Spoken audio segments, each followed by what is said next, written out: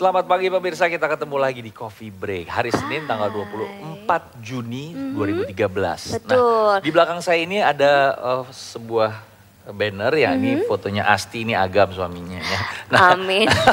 ini, Asti lagi hamil kan? Iya lagi hamil. Amin, diamin aja tapi dulu. Tapi udah lahir ya anaknya. Ini lagi apa sih? Ini Asti tuh lagi cari informasi tentang kelas senam ibu hamil. Memang di Jakarta banyak sekali, cuman berbagai macam pilihan juga ditawarkan. Yang paling simpel, yang paling sederhana, paling mudah untuk diakses, dimengerti.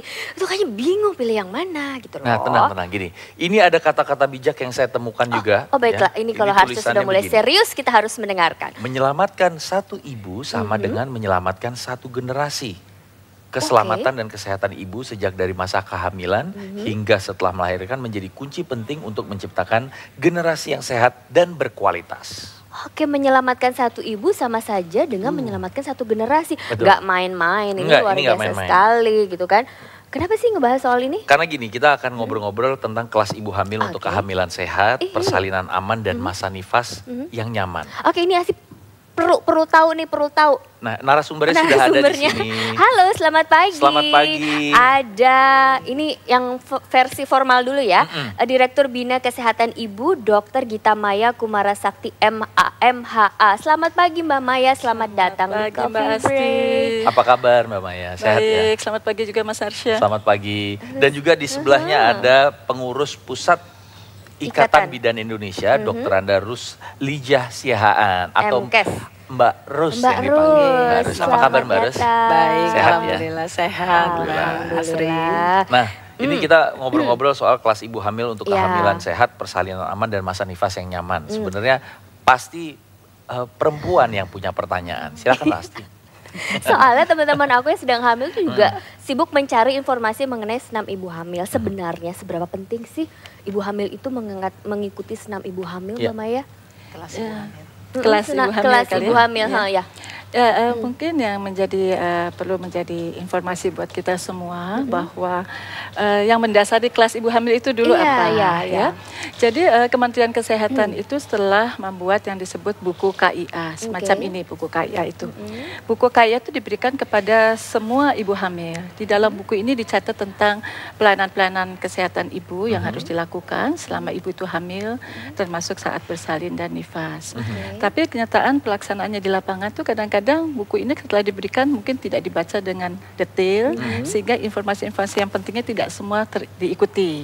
Oleh karena itu kita membuat suatu program yang disebut namanya program kelas ibu hamil. Kelas ibu hamil. Nah, program kelas ibu hamil itu merupakan belajar secara kelompok dan tatap muka tentang kesehatan ibu hamil. Dan tujuannya adalah memberikan informasi kepada ibu tentang kehamilan, persalinan, kemudian perawatan nifas, tentang pelayanan keluarga berencana, dengan menggunakan praktek buku KIA ini. Oke, jadi sebenarnya kalau sudah mengikuti panduan yang ada di buku ini, sudah tidak perlu bingung lagi seperti Asti tadi ya, karena kelas ibu hamil juga semua informasi ada didapatkan di sana. Tapi yang saya penasaran adalah gini Mbak Maya, yang ikut kelas ini siapa aja? Apakah ibu-ibu yang sudah hamil atau yang akan berencana untuk hamil atau gimana? Ya, tujuan dari kelas ibu hamil ini memang untuk ibu-ibu hamil yang ada di sekitar wilayah puskesmas, di mana nanti pada pelaksanaan kelas ibu hamil itu, satu kelas ibu hamil itu biasanya terdiri dari 10 orang ibu hamil. Tapi tidak tertutup apabila nanti jumlah peserta dalam kelasnya lebih banyak, bisa dibentuk kelas ibu hamil yang lain untuk ditambah sehingga tidak ada batasan bahwa hanya boleh satu kelas ibu hamil per wilayah. Oke, tapi tetap diharapkan satu kelas ibu hamil itu terdiri dari 10 ibu hamil saja supaya lebih maksimal begitu. Lebih maksimal, lebih efektif karena bentuknya kan tatap muka, diskusi tatap muka. Dan lebih personal juga ke masing-masing jadi ibu hamil punya waktu untuk lebih bisa berdiskusi langsung dengan fasilitatornya. Sharing gitu ya. Nah, tapi gini, apakah ini hanya dilaksanakan di puskesmas aja atau bisa di tempat lain sebenarnya Mbak Maya? Oh enggak hanya di puskesmas saja, boleh dilaksanakan juga di Poskesdes, Polindes, Posyandu, bahkan boleh bila dibutuhkan dilaksanakan juga di rumah sakit. Jadi berdasarkan kebutuhan masyarakat itu sendiri untuk pelaksanaannya bisa dilangsungkan. Siapa tahu ini bisa bikin datang ke rumah. Kalau ada kumpulan ibu-ibu gitu butuh informasi datangkan ke rumah sampai segitu private-nya bisa nggak? Nanti dikoordinasikan dengan bidan di puskesmasnya, karena harus disesuaikan schedule ya, jam pelaksanaannya. Jadi fleksibel ya, masih ada kemungkinan untuk hal itu. Bisa. Nah, itu perbincangan ini semakin kita membuka mata bahwa ternyata dengan adanya kelas ibu hamil, semua informasi yang dibutuhkan oleh ibu hamil, do's and don'ts-nya gitu kan, karena masa kehamilan itu fragile ya. Iya. Jadi informasi juga didapatkan di sana dan juga bisa sharing di kelas ibu hamil ini. Oke. Kita nanti akan kembali lagi ya, Asti ya. Ya kenapa sih kan ngobrol-ngobrol lagi. Tenang, kamu keburu-buru amat, santai aja, tenang. Informasinya perlu soalnya. Nanti Mbak Rus akan cerita-cerita juga soal kelas ibu hamil ini. Pemirsa jangan kemana-mana, tetap bersama kami hanya di Coffee Break.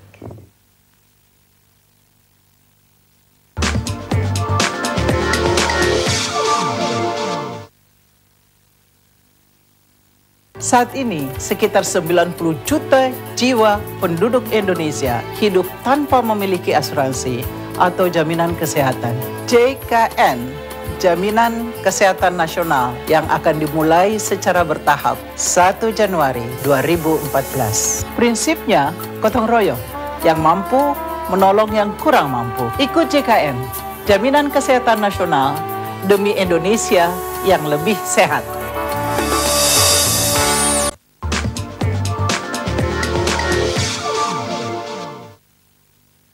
Dengan kelas ibu sangat bermanfaat. Manfaatnya di sini kelihatan menjadi ibu-ibu hamil menjadi pintar. Dengan pintar tersebut, akhirnya ibu-ibu tersebut bisa mengetahui apakah kehamilan itu baik atau tidak, dan bagaimana caranya mempersiapkan persiapan untuk kelahirannya. Kami sangat mendukung adanya kelas ibu. Kelas ibu itu sangat bermanfaat dan berguna sekali. Pesan saya kepada seluruh ibu hamil di Indonesia agar dapat mengikuti kelas ibu hamil minimal 4 kali selama kehamilan untuk dapat mewujudkan kehamilan sehat, persalinan aman, dan masa nifas nyaman.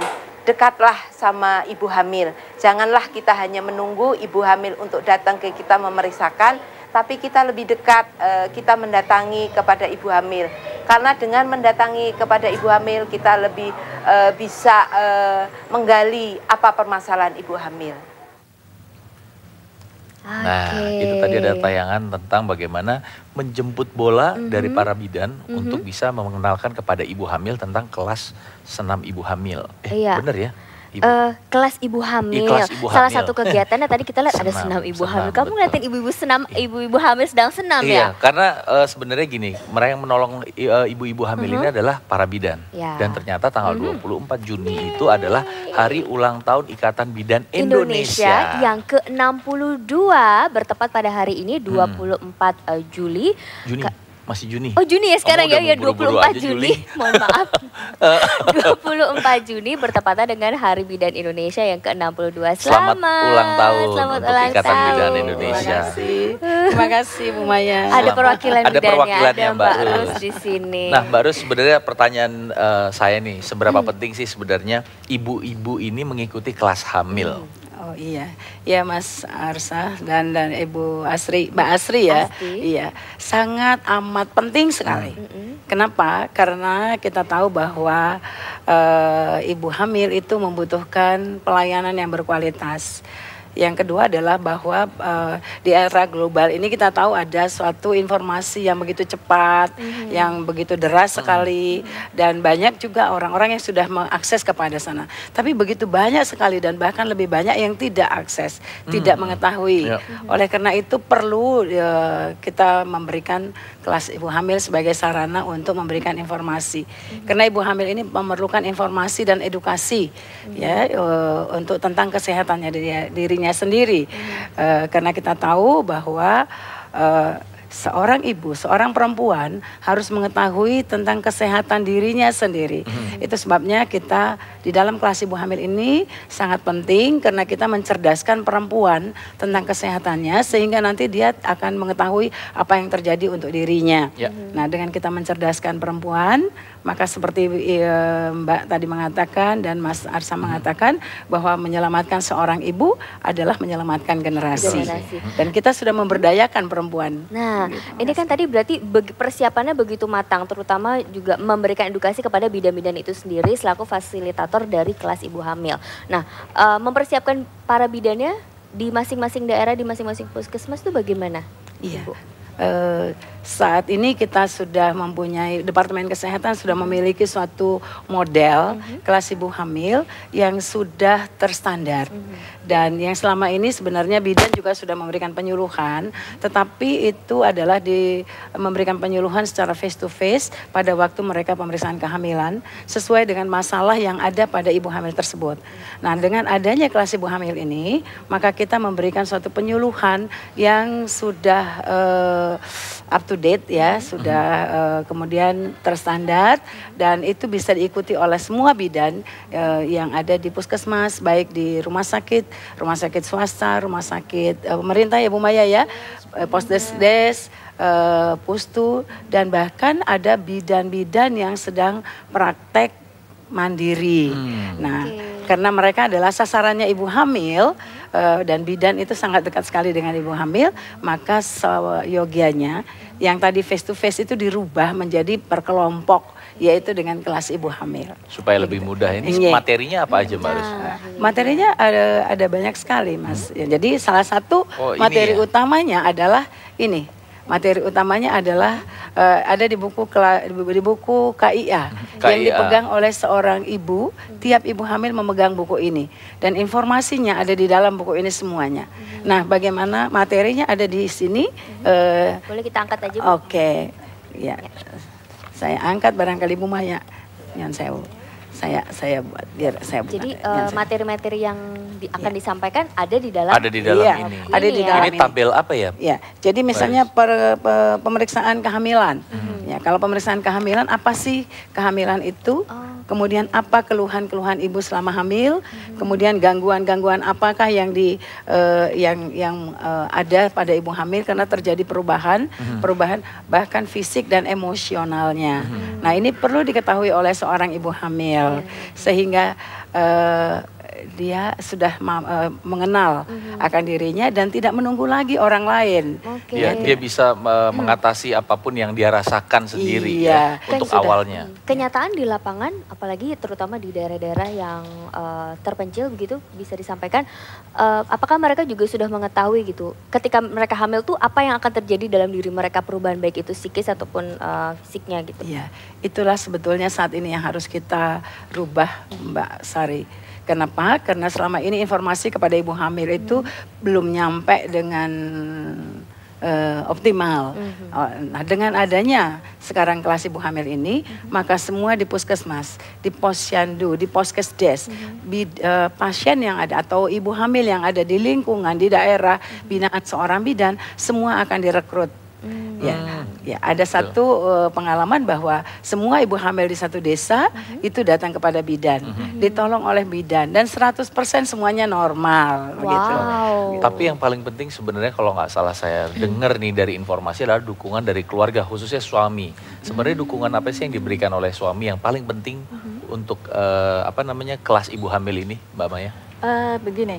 Kan tadi disampaikan kalau materi-materi yang ada di dalam buku KIA ini terkait dengan informasi yang perlu diketahui oleh ibu hamilnya saat kehamilan, persalinan, nifas maupun pelayanan KB-nya. Tapi dukungan suami dan keluarga dalam hal ini adalah orang tua maupun mertua dan orang-orang yang terdekat itu menjadi penting karena mereka juga tentunya mendukung. Jadi kita berharap seorang wanita yang hamil itu tidak dianggap sebagai proses natural biasa, tapi memang sesuatu hal yang sangat mulia, yang sangat berharga, yang tentunya juga harus mendapat perhatian dari suaminya tentunya dan juga keluarganya. Dan dengan demikian kalau mengikuti kelas ibu hamil, konsep kelas ibu hamil ini kan dalam satu siklus itu ada pertemuan 4 kali, 4 tatap muka, begitu. Jadi paling tidak ikutilah 1 kali tatap muka.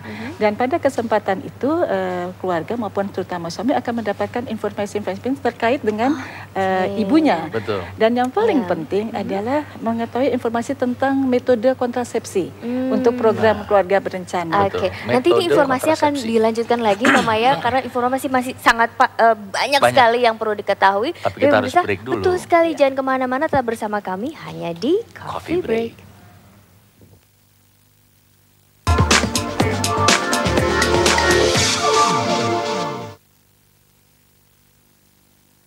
Saat ini, sekitar 90 juta jiwa penduduk Indonesia hidup tanpa memiliki asuransi atau jaminan kesehatan. JKN, Jaminan Kesehatan Nasional, yang akan dimulai secara bertahap 1 Januari 2014. Prinsipnya gotong royong, yang mampu menolong yang kurang mampu. Ikut JKN, Jaminan Kesehatan Nasional, demi Indonesia yang lebih sehat.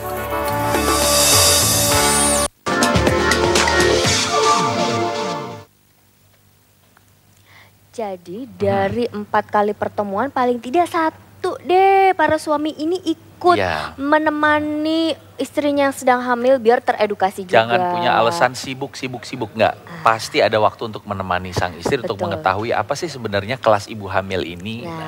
Tadi baru disampaikan beberapa hal ya Mbak Maya, boleh dilanjutin nggak tadi? Ya boleh. Jadi kalau kita masih ingat dulu kita punya konsep suami siaga, siap antar jaga. Nah itulah pentingnya juga suami itu mengikuti kelas ibu hamil tersebut. Karena siap antar jaga itu juga harus mengerti kenapa. Nah untuk mengetahui kenapanya itu dengan mengikuti kelas ibu hamil akan mendapatkan informasi-informasi yang penting terkait dengan pelayanan dan situasi yang terjadi pada seorang ibu saat hamil, bersalin dan nifas, begitu. Kemudian saya juga berharap di sini adalah kesepakatan dalam menentukan metode kontrasepsi untuk merencanakan kehamilan setelah persalinan. Itu menjadi penting karena biasanya tidak terjadi kesepakatan tapi lebih ditujukan hanya kepada wanitanya saja. Tentunya dengan informasi yang ada para pria atau suami bisa mengerti bahwa kenapa juga ternyata pria bisa berkontribusi untuk mengikuti program keluarga berencana. Betul. Nah, ini dan juga itu tadi juga bisa dilakukan ketika masih dalam proses kehamilan gitu ya, itu sudah bisa disepakati lah. Dan ini kita harus waspada loh sebenarnya. Karena gini, kita harus melihat juga tanda-tanda bahaya selama kehamilan dan juga sesudahnya. Harus bisa jelaskan nggak gimana sih sebenarnya untuk melihat tanda-tanda bahaya ini? Kewaspadaan. Baik Mas Arsan dan Mbak Sari, jadi kita di dalam kehamilan, persalinan maupun nifas ada tanda-tanda bahaya yang harus diwaspadai seorang ibu. Itu sebabnya kelas ibu ini sangat penting. Jadi dia sudah tahu bahaya apa sebetulnya. Misalnya kalau pada waktu kehamilan seorang ibu tidak mau makan, muntah-muntah. Kemudian juga ada bengkak kaki, tangan, muka, sakit kepala, ulu hati. Kemudian lagi mungkin pusing, sakit hati mas suami gitu ya. Akhirnya mungkin keluar perdarahan atau mungkin keluar cairan pada waktu hamil. Pada waktu persalinan bisa terjadi juga perdarahan misalnya, atau keluar bagian anak yang kecil, misalnya keluarnya tali pusat, tangan. Itu adalah merupakan tanda-tanda bahaya yang harus segera dibawa ke sarana pelayanan kepada petugas kesehatan bidan atau rumah sakit. Dan kemudian pada waktu nifas terutama adalah juga ada perdarahan, ada mungkin disebutnya keluar cairan yang kadang-kadang tapi nggak semua juga, mungkin berbau, atau mungkin ibu memperoleh demam. Dan seringkali kita lihat adalah payudara yang membengkak. Ini merupakan tanda-tanda bahaya yang harus diwaspadai seorang ibu. Dan dengan dia mengetahui informasi ini di kelas ibu hamil, dia sudah siap dan sudah mengantisipasi. Semua tanda-tanda itu ada di kelas ibu hamil, jadi bisa tahu ya. Dan buku KIA.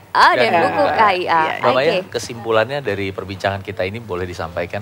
Ya, dalam upaya kita untuk mendekatkan kesehatan ibu dan bayi lahir yang tentunya agar terjadi penurunan jumlah kematian ibu dan bayi baru lahir, saya menghimbau kepada seluruh puskesmas di Indonesia untuk mengembangkan dan melaksanakan kelas ibu hamil dimanapun puskesmas itu berada. dan juganya dukungan suami dan keluarga terhadap pelaksanaan tersebut, sehingga setiap ibu akan menjalani kehamilan yang sehat, persalinan yang aman, pelayanan masa nifas yang nyaman, dan juga merencanakan perencanaan kehamilannya setelah melaksanakan persalinan. Itu dia. Oke, banyak sekali informasi penting yang didapatkan. Jadi kalau ada teman-teman masih nanya, sekarang sudah tahu nih jawabannya, karena juga dapat informasi ini kan. Terima kasih banyak. Terima kasih Mbak Maya. Kita masih akan memberikan informasi lainnya kepada pemirsa selain berikut ini. Namun sebelum itu kami dari keluarga Coffee Break ingin mengucapkan turut berduka cita atas meninggalnya atau wafatnya ayahanda dari Agustin Ramli. Semoga keluarga yang ditinggalkan mendapatkan ketabahan. Agustin Ramli ini salah satu host juga di Coffee Break. Dan juga ada informasi yang lainnya, itu selamat ulang tahun untuk partner host juga Diki Sonjaya yang saat ini sedang liputan di Genting, Malaysia. Semoga kamu mendapatkan hadiah istimewa ya di sana. Selamat buat Dixon. Diceburin kali dia. Bentar kita ceburin. Kita tetap bersama Coffee Break, pemirsa jangan kemana-mana karena masih ada tayangan yang menarik juga untuk Anda.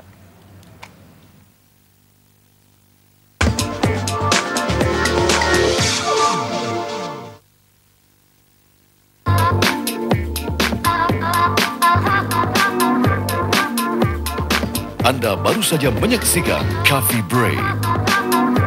Dipersembahkan oleh